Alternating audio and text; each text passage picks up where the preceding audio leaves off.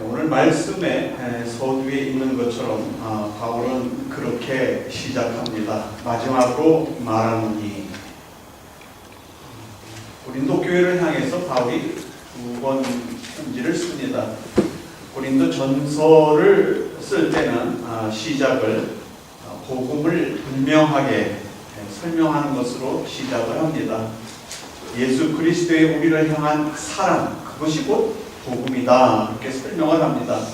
그렇게 복음 안에서 모든 성도들이 공동체 안에서 신앙생활을 하지만 그 신앙 공동체 안에서 많은 문제들이 생깁니다.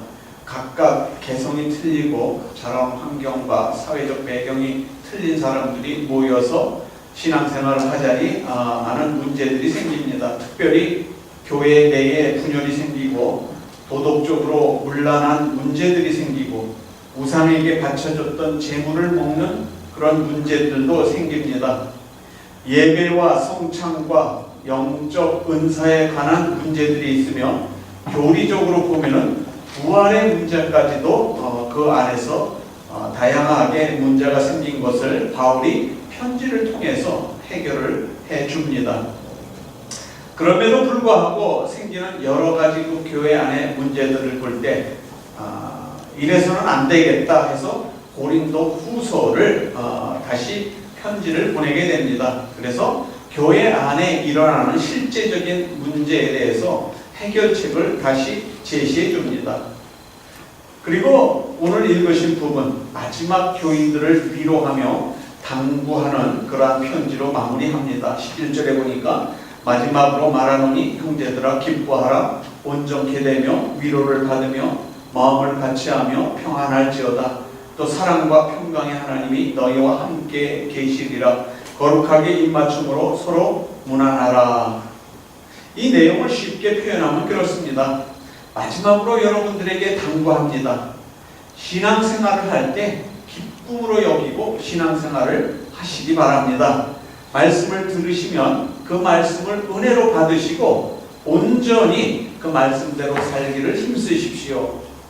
내가 전한 그 복음을 마음속에 간직하시고 서로 화목하며 평화스럽게 주 안에서 다정하게 인사 지내면서 지내십시오 하는 그런 내용입니다. 그런 부탁의 말입니다. 그리고 우리가 잘 아는 대로 성도들을 축복하는 축복의 기도로 마무리를 합니다. O Charis, O Kyrios, 예수스 크리스토스 카이, O 아가페, O 데오스 카이, O 코이노니아, O 하기오스 퓨누마, 메타 파스 휘몬, 아멘. 13절을 제가 읽었습니다. 원본에 있는 헬라어 본문입니다. 여기에 굉장히 많이 아는 단어가 나옵니다. 카리스마의 카리스라는 말도 나오고, 키리오스, 예수스, 크리스토스가 나오고, 아가페가 나오고, 하나님이라는 데오스라는 말이 나오고, 성도의 교제라는 코이모니아라는 말도 나옵니다. 이 말을 영어 성경에서 이렇게 번역을 했습니다. May the grace of the Lord Jesus Christ and the love of God and the fellowship of the Holy Spirit be with you. 그리고 오늘 읽으신 본문 성경에서는 그렇게 적습니다. 예수 그리스도의 은혜와 하나님의 사랑과 성령의 교통하심이 너희 우리와 함께 있을지어다. 예배 마지막에 저도 두 손을 들고 교인들을 축복해 주십시오 하는 그 축복의 기도를 간구하는 그런 구절입니다. 인터넷 종교란에 질문이 하나 올라왔습니다. 축복 기도는 목사만 할 수 있습니까? 그 교회의 수요 예배나 구역 예배나 가정 예배를 드리고 전도사님은 꼭 주기도문으로 예배를 마치는데 목사님은 꼭 축도로 예배를 마칩니다. 전도사님은 축도를 할 수 있는 겁니까? 없는 겁니까? 여러분은 어떻게 생각하세요? 전도사가 두 손을 들어서 지금은 우리 구주 예수 그리스도의 은혜와 아버지 하나님의 그 크신 사랑과 성령의 인도하심이 너희 우리에게 있을지어다 축도할 수 있습니까? 없습니까? 없다고 그러시네요. 축복이라는 말은 빌축자의 복, 그래서 복을 빌어준다 그런 뜻입니다. 국어 사전에는 축복의 행복을 빔 또는 그 행복, 기독교 그래놓고 하나님이 복을 내림. 우리 한국 사람들 말꼬리 물기 좋아하죠. 말꼬리 한번 제가 물어볼까요? 하나님이 축복하신다라는 표현을 엄밀히 따지면 어떻게 돼요? 축복이라는 말 자체는 복을 빌어준다, 복을 간구한다는 말인데, 하나님이 축복하신다 그러면 하나님이 복을 어디다 또 간구해요? 아니, 하나님은 복 그 자체잖아요. 근데 하나님은 어디에다 복을 간구합니까? 그래서 말이 꼬리를 물자면 축복으로는 복을 빈다는 말인데, 하나님이 축복하신다 그러면 하나님이 어디에다 또 축복을 간구하셔서 축복을 내려주는 것으로 잘못 이해될 수가 있는 거예요. 근데 우리가 그렇게 그냥 축복한다, 축복을 내린다, 축복을 간구한다 그러면 하나님이 우리에게 축복 주시기를 누가 간구하는구나 이렇게 알아듣습니다. 그래서 축복한다는 말은 사람이 사람에게 축복한다는 말을 사용할 때는 하나님께서 그에게 복을 내려주시기를 원합니다 라는 뜻으로 사용하고, 이 말을 하나님이 축복을 주신다라는 말을 사용했을 때는 하나님이 우리에게 복을 주신다, 이렇게 같은 축복의 말도 사용하는 게 틀리지만 우리가 알아들을 때 축복, 그러면 복을 주신다, 복을 내려주신다 이런 것으로 이해를 합니다. 오늘 우리가 주보에도 있듯이 신앙생활하면서 많이 듣게 되는 축도라는 말, 축도라는 말은 축복 기도의 줄임말입니다. 그래서 그 기독교 용어 사전에도 축도에 대해서 그렇게 설명을 합니다. 예배 종료 시에 신자들에게 행하는 축복 기도, 이 축도는 일반적으로 목사가 행한다. 루터교 예배에는 이른바 축도가 사용되는데, 마틴 루터가 이 축도를 공식화시켰다. 영국 성공회의 기도서는 성만찬 시에 그리고 전능하신 하나님의 축복이라는 문구가 첨가된 바울의 축도를 사용하고 있으며, 아침 기도 시와 저녁 기도 시에는 고린도후서 13장 13절에 축도를 사용하고 있다. 고린도후서 13장 13절은 오늘 여러분이 읽으신 본문입니다. 그러면 예배 시간에 행하는 이 축도, 베네딕션이라는 이 의식은 어디에서부터 왔는가? 이거는 캐톨릭에서부터 유래가 됐습니다. 그러면 캐톨릭은 이 축도를 어디서부터 시작을 했는가? 원래 기독교가 있기 전에는 유대교의 종교가 있었죠. 유대교 종교에서 받기도 했고 또 이방 종교가 또 있었습니다. 저 이방 나라의 그 풍습에 축복을 한다는 그 축복 기도. 그러니까 어떤 사이비 종교나 아니면은 다른 종파에 의해서 그런 그 모습을 캐톨릭에서 받아들였습니다. 유대교에서 받았는지 이방 종교에서 받았는지는 확실하지 않지만 일단 우리 개혁 신학에서 캐톨릭부터 받았습니다.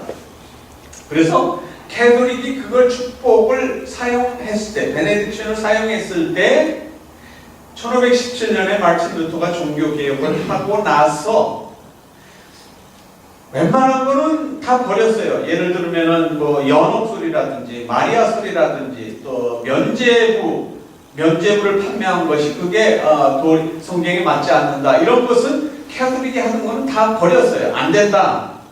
그래서 로마 캐톨릭과 분리돼서 1517년에 우리 개혁 신앙을 가진 개혁 신앙인 예배를 따로 드리는데, 중요한 거는 버렸는데 나머지 예배 의식이라든지 이런 거는 거의 흡사하게 받아들였어요.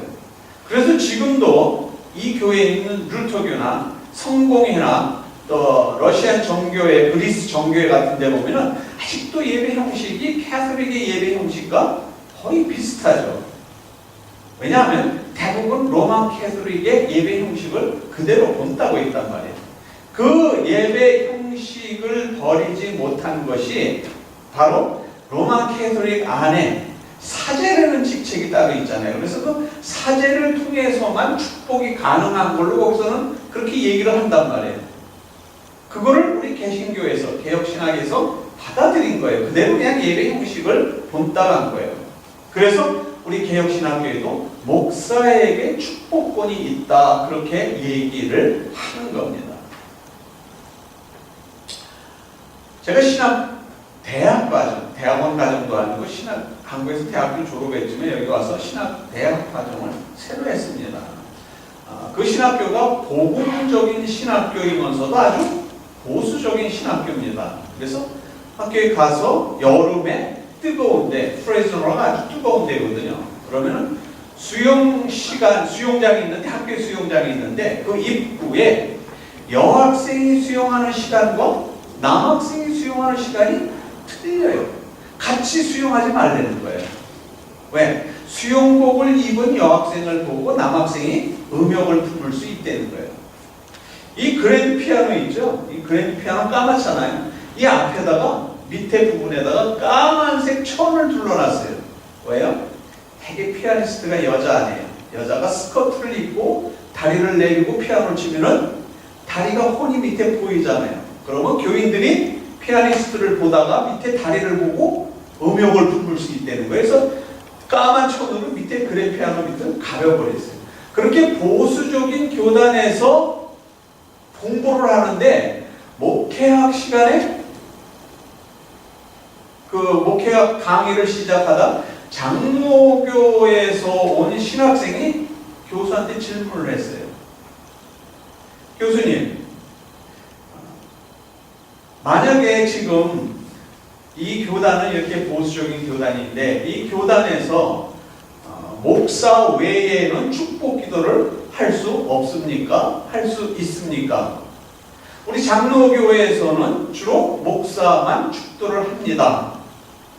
그랬더니 그 교수가 누구나 다 축도를 할 수 있습니다, 그러는 거예요. 그러면서 여러분 중에서 누구든지 나한테 내 머리에 손을 얹고 나를 축복해 줄 만한 사람이 있으면은 언제든지 저한테 와서 내 머리에 손 얹고 저를 축복해 주세요, 그러는 거예요. 그러니까 장로교나 그런 데서 온 신학생들은 깜짝 놀랐죠.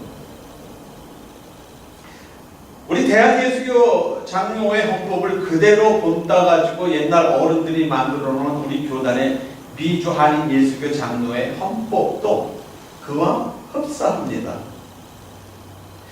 우리 교단의 그 헌법을 보면은 헌법 제5편 정치, 그 정치에 1장, 2장, 3장, 4장 목사에 들어가서 목사의 3조, 목사의 직무 제1항에 보면은 그렇게 썼어요. 목사가 지교회를 관리할 때에는 양무리가 되는 성도를 위하여 기도하며 하나님 말씀으로 교훈하고 설교하며 찬송하는 일과 성례를 거행할 것이요, 하나님을 대리하여 축복하고 어린이와 청년을 교육하며 교시하고 교우를 신방하며 궁핍한 자와 병자와 환난당한 자를 위로하고 장로와 협력하여 지휘권을 행사한다. 이 내용 안에, 우리 교단에서 하는 이 내용 안에 장로나 안수집사나 권사나 서리집사나 평신도는 축복권이, 축도할 수 있는 권한이 있다 없다? 없는 걸로 되어 있어요. 그래서 저희 교단에는 절대로 전도사나 안수집사나 장로가 축도를 못해요. 근데 다른 교단에서는 해요.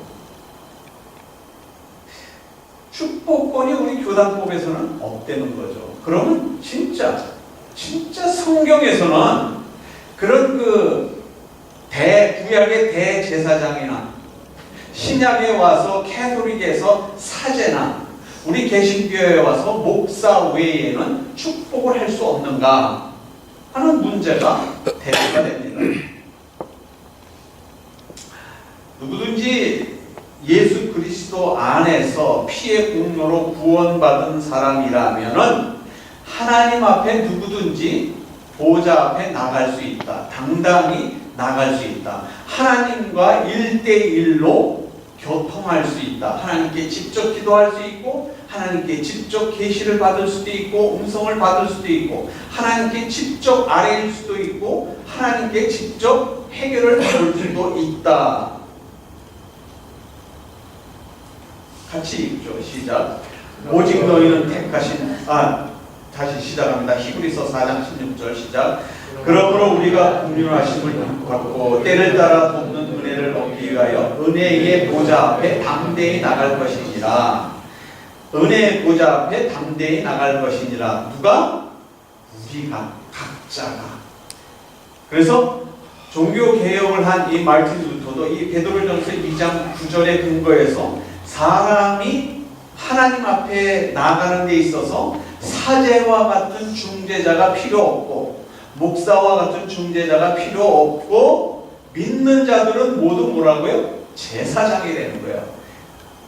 하나님 앞에 각자가 제사 드릴 수 있다는 거예요. 그러니까 혼자서도 하나님 앞에 예배 드릴 수 있고, 혼자서도 하나님 앞에 기도할 수 있다는 그런 말 뜻입니다. 이것이 우리가 흔히 얘기하는 만인 제사장설입니다. 누구든지 사제가 돼서, 제사장이 돼서 하나님 앞에 직접 기도할 수 있고, 하나님 앞에 직접 아뢰일 수 있고, 하나님으로부터 직접 응답받을 수 있다는 얘기입니다. 그리고 베드로후서 2장 9절 같이 읽죠. 시작. 오직 너희는 택하신 족속이요 왕같은 제사장들이요 거룩한 나라요 그의 소유된 백성이니 이는 너희를 어두운 데서 불러내어 그의 기이한 빛에 들어가게 하신 자의 아름다운 덕을 선전하게 하여 하시니라. 제가 여러분들에게 한 가지 묻겠습니다. 만일 여러분들의 자녀나 배우자나 부모나 또 주위에 친하게 지내는 사람이 아프면, 고통을 당하면 기도합니까? 안 합니까? 합니다. 만약에 여러분들 자녀가 잘 되기를 바라면 그 자녀를 위해서 축복기도 합니까? 안 합니까? 그러면 축복기도는 목사만 합니까? 아닙니다. 축복을 해줄 수 있는 기도는 여러분의 자녀를 위해서, 여러분의 사랑하는 사람을 위해서, 이웃을 위해서, 여러분의 가정을 위해서, 사업을 위해서 얼마든지 축복 기도를 할 수가 있는, 얼마든지 여러분이 하나님 앞에 간구할 수가 있는 겁니다. 하나님, 이 아이들을 축복해 주십시오. 이 자녀들을 축복해 주시옵소서. 자녀들을 위해서 복을 빌어야 됩니다. 자녀들을 위해서 기도해야 됩니다. 아무쪼록 기도하는 대로 여러분의 자녀가, 여러분의 주위에 있는 사랑하는 사람들이 넘치는 축복을 받게 되기를 주 예수 그리스도의 이름으로 축원합니다. 예, 축도하세요. 축복 기도하세요. 자녀를 위해서, 여러분의 배우자를 위해서, 또 여러분의 부모님이나 여러분의 이웃에 사랑하는 사람을 위해서 축도해 주세요. 축복 기도해 주세요. 하나님 앞에 아뢰세요. 이 사람 축복 주세요. 그러면 그 축복을 받기 위해서, 우리 교단은 목사 외에는 축도를 못하니까, 축복 기도를 못하니까, 목사님 우리 집에 와서 우리 자녀들한테 기도 좀 해주세요. 그럽니까? 그런 적은 없습니다. 내 자녀들 모아놓고, 내 자녀가 잠들어 있을 때 그 자녀의 가슴에 손을 얹고 머리에 손을 얹고 기도해 주잖아요. 이 자녀가 정말. 그래서 자녀들이 자랄 때 어머니는 아침에 일찍 일어나서 모르게, 자녀 잠자는 모르게 목소리를 죽여가면서 그 어린아이의 머리에 손을 얹고 자녀를 위해서 기도합니다. 그런데 그 자녀들이 모르는 것 같은데요, 어느 날 갑자기 꿈결에 중얼거리는 소리가 나서 샘눈을 딱 뜨고 보니까 엄마가 내 머리에 손을 얹고 기도를 해주고 있다는 거예요. 아빠가 내 손을 잡고 기도를 해주고 있다는 거예요. 이 기도의 능력으로 그 자녀들이 사는 겁니다. 영적으로. 그리고 하나님이 주신 축복이 그 안에 있게 되는 겁니다. 그 하나님의 말씀을 그 안에 받게 되는 겁니다. 목사가 일일이 가서 축도 안 해줘도 여러분이 여러분의 자녀들을 위해서, 여러분의 이웃에 사랑하는 사람을 위해서, 교회를 위해서, 여러분이 일하는 일터를 위해서 기도하세요. 축복 기도를 해주세요. 그러면 하나님이 들으시고 하나님이 직접 그 기도를 받으십니다.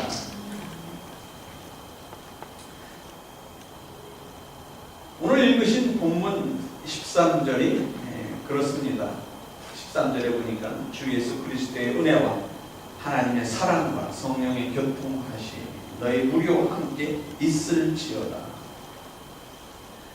이 본문의 글은 바울이 고린도 전서를 쓰고 또 세월이 지나서 고린도 후서를 쓰고 이제 마지막 작별의 인사를 하는 편지 형식의, 어느 편지나 바울 편지 보면은 마지막에 이런 형식의 그 끝맺음으로 편지를 매듭짓습니다.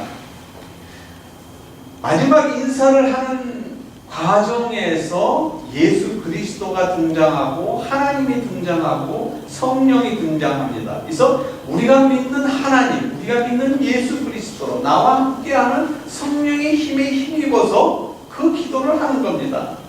그래서 오늘은 설명하지 않고 다음 주에는 예수 그리스도, 하나님, 성령, 이 삼위일체, 성경에는 있지도 않은 이 삼위일체 하나님에 대해서 다시 한번 강론할 예정입니다. 짚고 넘어갈 예정입니다. 오늘 읽으신 본문 이 마지막에는 누가 축복을 할 수 있느냐의 문제보다는 그리스도께서 우리에게 주신 은혜, 하나님께서 우리와 함께하는 그 하나님 우리에게 주신 그 사랑의 흔적, 성령께서 나를 도움으로 말미암아 내가 하나님을 아버지라 부르며 예수 그리스도를 나의 구세주로 믿으며 주의 성령에 힘입어서 하나님의 말씀대로 살 수 있게 된 것, 이것이 주체가 돼서 복음 전파에 앞장서는 말씀으로 가야 된다는 걸 설명하기 위해서 마지막 편지에 예수 그리스도와 하나님과 성령님을 거기에 같이 문하는 것으로 내용이 되어 있습니다. 오늘 말씀의 제목을 제가 신자는 하나님의 축복의 통로 그렇게 했습니다.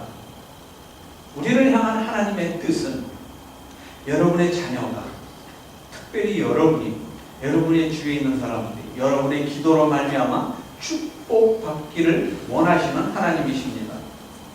그래서 창세기 보면은 맨 처음 인간을 창조하시고 하나님께서 인간을 어떻게 하셨다고요? 인간에게 복을 선언하신 겁니다. 그게 창조의 축복입니다. 같이 읽죠. 1장 27절. 하나님이 자기 형상 곧 하나님의 형상대로 사람을 창조하시되 남자와 여자를 창조하시고 하나님이 그들의 복을 주시며 하나님이 그들에게 이르시되, 복을 주셨다고 했어요. 하나님이 복을 주셨어요. 그래서 인간은 그 복을 받음으로 말미암아 삶을 살 수 있게 된 겁니다. 창세기 12장 2절 시작. 내가 너로 큰 민족을 이루고 네게 복을 주어 내 이름을 창대케 하리니 너는 복의 근원이다. 하나님이 복을 주시고 그 복으로 말미암아 온 인류가 복을 얻게 되기를 원하는 것이 원래 하나님의 뜻인 거예요. 우리 모두는 하나님께서 주시는 육적인 축복과 영적인 축복의 복을 같이 누릴 수 있습니다. 내게 주신 그 축복을 내 가정에, 내 사업에, 내 자녀에게 주시기를 위해서 간구하시기 바랍니다. 그리고 그것을 간구할 때마다 하나님께서 합당한 은혜, 합당한 축복을 주시는 것을 믿으시길 바랍니다. 창세기 12장 2절에서 말씀하신 대로 하나님의 축복의 통로입니다. 여러분을 통해서 여러분의 기도로 말미암아 여러분의 자녀가 복을 받고 여러분의 떡반죽 그릇이 복을 받게 되는 겁니다. 하나님이 여러분에게 축복 주시기를 원하십니다. 여러분이 생각해서 내가 어떤 사람에게 좀 복을 빌어줬으면 좋겠다 하면 하나님이 그 기도 속에 하나님이 그 사람에게 복을 빌어줍니다. 내가 줄 복은 없지만 나의 하나님을 향한 나의 기도로 말미암아 그 사람이 복을 얻게 되는 겁니다. 단 이 복을 나누기 위해서 여러분들이 먼저 하나님의 축복을 받아야 됩니다. 여러분이 먼저 하나님의 축복이 사람이 되어야 합니다. 그래야 여러분이 받은 복을 나눌 수 있지. 나는 지금 복을 못 받고 있는데 내가 기도해서 저 사람 복 주십시오. 하나님이 그러실 거예요. 야, 너나 받아라. 너부터 받아라. 막 그러실 거예요. 그래서 내가 축복의 사람이 되어 있을 때 그 내가 받은 축복을 나눌 수 있는 거예요. 그리고 그 복은 전적으로 내가 주는 것이 아니라 하나님의 은혜로 이루어지는 것이다. 우리 찬양 한번 같이 할까요? 당신은 하나님의 언약 안에 있는 축복의 통로, 당신을 통하여서 열방이 주께 돌아오게 되리. 2절이요. 당신은 하나님의 언약 안에 있는 축복의 통로, 당신을 통하여서 열방이 주께 예배하게 되리. 우리 신자들은 하나님께서 우리에게 복을 주시는 축복의 통로라고 말씀하십니다. 통로가 될 뿐만 아니라 이 하나님이 주신 축복으로 말미암아 그 축복의 통로가 돼서 하나님이 우리에게 주신 복이 우리의 이웃에게도 나를 통해서 전해지게 되는 겁니다. 이것이 신학적인 말로 전도다, 그렇게 얘기를 하는 겁니다. 하나님이 내게 주신 복음, 복된 소식을 다른 사람들에게, 하나님을 모르는 사람들에게 전해주는 것, 이것을 복음이라고 얘기하는데, 그 복음이 전해지는 것은 하나님이 나를 축복의 통로로 사용하실 때 가능한 겁니다. 이렇게 영생의 축복을 얻게 되는 영적 축복의 통로가 되기를 원하는 것이 하나님의 뜻이며, 모든 크리스찬들이 가지고 있는 하나님께 주신 특권이며 사명인 겁니다. 여러분들이 먼저 축복을 받으시고, 그 받은 축복 여러분들의 자녀에게, 여러분들의 가정에게, 여러분들의 사랑하는 사람들에게 나누어 줄 수 있는 축복의 통로가 되시고, 그 축복을 통해서 여러분들의 삶이 하나님과 좀 더 가까워지며 사람들을 위해서 사랑을 나누며 그 삶의 여정을 기쁨으로 살아가게 되시기를 주 예수 그리스도의 이름으로 축원드립니다.